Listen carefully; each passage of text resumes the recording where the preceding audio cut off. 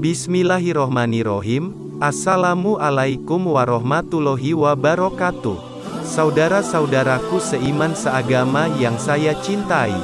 Alhamdulillah, senang sekali kita bisa berjumpa lagi di channel Imam Darmazi ini. Harapan dan doa saya semoga yang menonton video ini selalu diberikan kesehatan, keberkahan umur, dijauhkan dari segala penyakit dan bencana serta diberikan kebahagiaan di dunia maupun di akhirat nanti. Amin ya robbal alamin. Orang Islam dianjurkan untuk selalu membaca sholawat Nabi Shallallahu Alaihi Wasallam. Salah satunya dengan sholawat nariyah.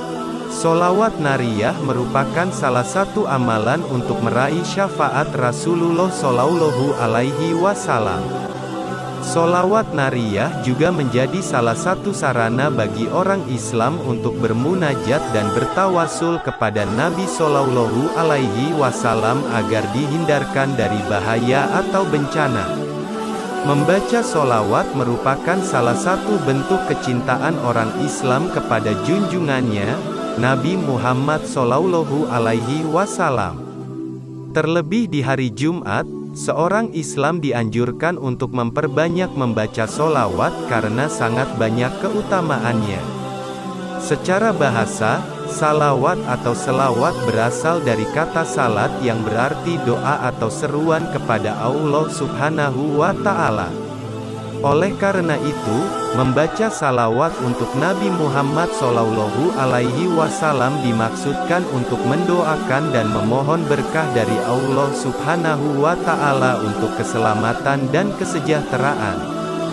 Berikut bacaan sholawat nariyah yang perlu diamalkan untuk meraih syafaat Rasulullah Shallallahu Alaihi Wasallam kelak di hari kiamat. Bacaan sholawat Nabi Muhammad Shallallahu Alaihi Wasallam agar mendapat syafaat. Allahumma sholli sholatan kamilatan wasalim salaman taman ala sayyidina Muhammadiniladi tanhalu bihil ukodu wa tanfariju bihil kurobu wa tukdo bihil hawaiju wa tunalu bihir rogoibu wa husnul hawatimi wa yustasqol gomamu biwajihil karimi wa ala alihi wa sobihaifai kuli lamhatin wa nafasin bi adadi kuli malumilak. Artinya, ya Allah, limpahkanlah salawat yang sempurna dan curahkanlah salam kesejahteraan yang penuh kepada junjungan kami Nabi Muhammad, yang dengan sebab Nabi Shallallahu Alaihi Wasallam semua kesulitan dapat terpecahkan, semua kesusahan dapat dilenyapkan, semua keperluan dapat terpenuhi, dan semua yang didambakan serta husnul khatimah dapat diraih, dan berkat dirinya yang mulia hujan pun turun, dan semoga terlimpahkan kepada keluarganya serta para sahabatnya, di setiap detik dan hembusan nafas sebanyak bilangan semua yang diketahui oleh Engkau.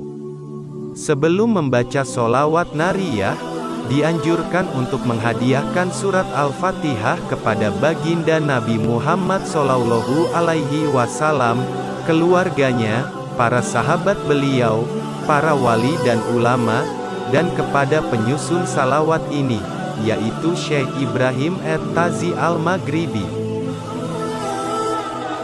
Khasiat sholawat nariyah menurut Imam Al-Qurtubi mengatakan, barang siapa membaca salawat ini 41 kali, 100 kali atau lebih, Allah akan melapangkan kesulitannya, mengusir kesedihannya, memudahkan urusannya, menerangi hatinya menurut kadar imannya, meninggikan derajatnya, membaguskan keadaannya, meluaskan rezekinya, membukakan pintu-pintu kebaikan, dan melindunginya dari kehancuran sepanjang tahun, menyelamatkan dari berbagai musibah kelaparan dan kemiskinan, dicintai oleh semua makhluk, dan dikabulkannya doa dari segala doa.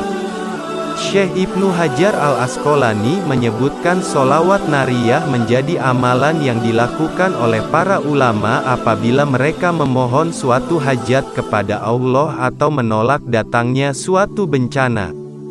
Sholawat nariyah ini dianjurkan untuk dibaca sebanyak 4.444 kali.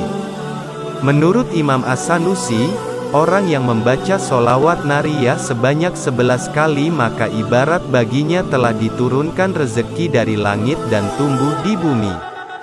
Senada dengan pernyataan di atas, Syekh Muhammad At-Tunisi mengatakan bahwa barang siapa membaca sholawat ini setiap hari sejumlah 11 kali, maka Allah akan menurunkan rezekinya dari langit dan mengikutkan rezekinya dari belakang. Anjuran bersolawat tak hanya manusia dan malaikat, Allah pun bersolawat kepada Nabi Shallallahu Alaihi Wasallam. Hal ini sebagaimana yang disebutkan dalam firman Allah Subhanahu wa Ta'ala dalam Quran Surah Al-Ahzab ayat ke-56 yang artinya, sesungguhnya Allah dan malaikat-malaikatnya bersolawat untuk Nabi. Hai orang-orang yang beriman, bersalawatlah kamu untuk Nabi dan ucapkanlah salam penghormatan kepadanya. Dalam ayat di atas menjelaskan bahwa bukan sekadar memerintahkan hambanya yang beriman untuk bersolawat, bahkan Allah sendiri dan juga para malaikat seluruhnya mencontohkan dengan bersalawat kepada Nabi Muhammad Shallallahu Alaihi Wasallam. Allah bersalawat, artinya adalah Dia memberi rahmat. Jika malaikat bersalawat, artinya adalah para malaikat sedang memintakan ampunan. Sedangkan jika orang-orang yang beriman bersalawat, berarti mereka berdoa kepada Allah supaya diberi rahmat dan ampunan. Dalam hadis Muslim disebutkan yang artinya, apabila kalian mendengar suara muazin, maka ucapkanlah seperti apa yang diserukannya, kemudian bacalah salawat untukku. Karena sesungguhnya barang siapa yang membaca salawat untukku, maka Allah akan membalasnya dengan 10 kali lipat. Kemudian mohonkanlah kepada Allah al-wasilah untukku, karena sesungguhnya al-wasilah itu adalah suatu kedudukan di surga yang tidak diberikan melainkan hanya kepada seseorang dari hamba-hamba Allah.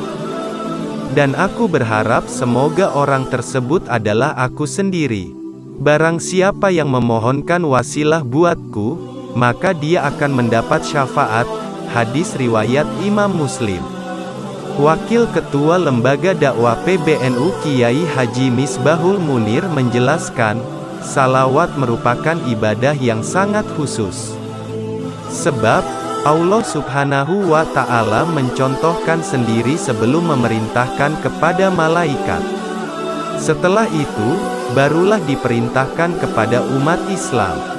Salawat ini merupakan ibadah yang sangat khusus, karena Allah sendiri yang mencontohkan, kemudian diperintahkan langsung kepada malaikat.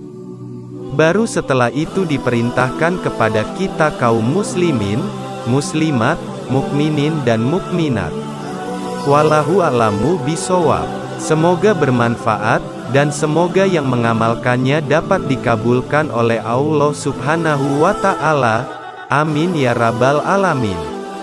Wassalamualaikum warahmatullahi wabarakatuh.